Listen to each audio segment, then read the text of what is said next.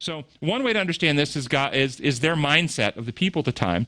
They attribute to God anything he permits. And that's a common way they describe things. If God permits it, then he causes it.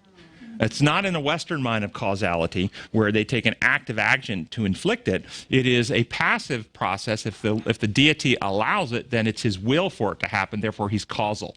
That's how the ancients thought. But there's actually another way to understand it as well. And this goes to how translators translate. Now, what is your law lens when you go to translate? If you have an imperial law lens, then you translate it in the way that many of them do, that God causes evil.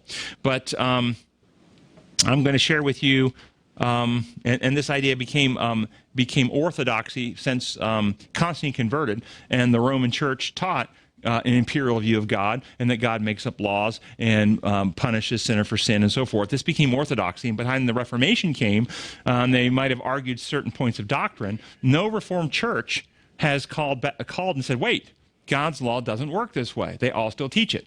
And that's part of that wine of Babylon that they all still teach, that we are called to call people back to worship him who made the heavens and the earth, and say, no, God's law is not like human law. It's the law that the Creator sustains and builds reality upon. So there is Henry Wright, in his book, A More Excellent Way, writes the following about this very verse. Some say God created evil because of Isaiah 45:7. And this is the translation that he chose to quote in his book. I form light and create the darkness. I make peace and create evil. I, the Lord, do all these things. Isaiah 45:7. In the Strong's Concordance, the Hebrew word create under number 1254 is Bârâ.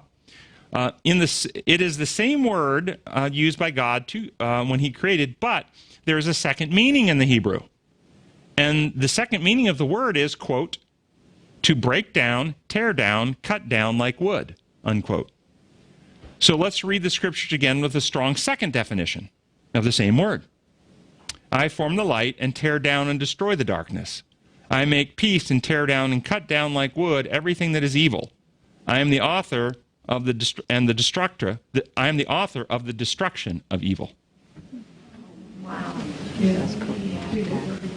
So that would be how I'd answer that. I like both those explanations, but I like this one better.